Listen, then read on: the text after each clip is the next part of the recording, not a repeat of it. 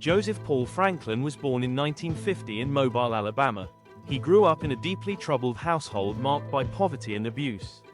From a young age, he struggled with feelings of anger and resentment. As he grew older, Franklin became obsessed with extremist ideologies. He adopted racist and hateful beliefs that would shape the course of his life. These beliefs fueled a violent path that spread fear across the United States. By the late 1970s and early 1980s, Franklin began a campaign of violence. He targeted people based on race, religion, and personal prejudice. Unlike many others, his crimes were motivated by ideology rather than personal gain. Franklin traveled across the country during this time. He rarely stayed in one place for long, making him difficult to catch.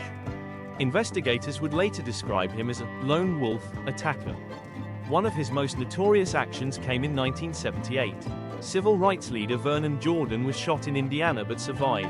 That same year, Franklin attempted to target magazine publisher Larry Flynt.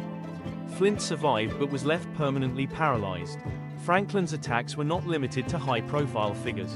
He also targeted ordinary people across multiple states. His unpredictability made him one of the most feared criminals of his era. Police departments across the country struggled to connect the cases.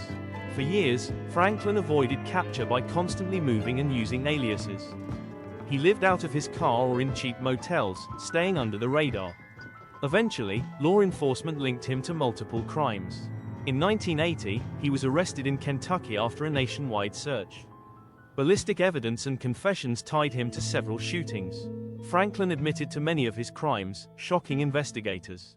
He claimed his actions were fueled by extremist hatred. His statements gave a chilling insight into his mindset. He was tried in multiple states over the following years. Convictions mounted, and he was eventually sentenced to death.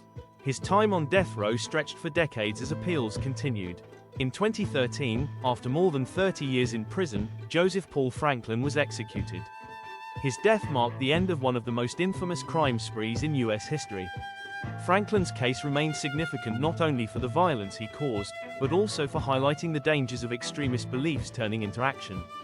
His story is remembered as a warning about how hatred, if unchecked, can escalate into acts of terror that leave lasting scars on a nation.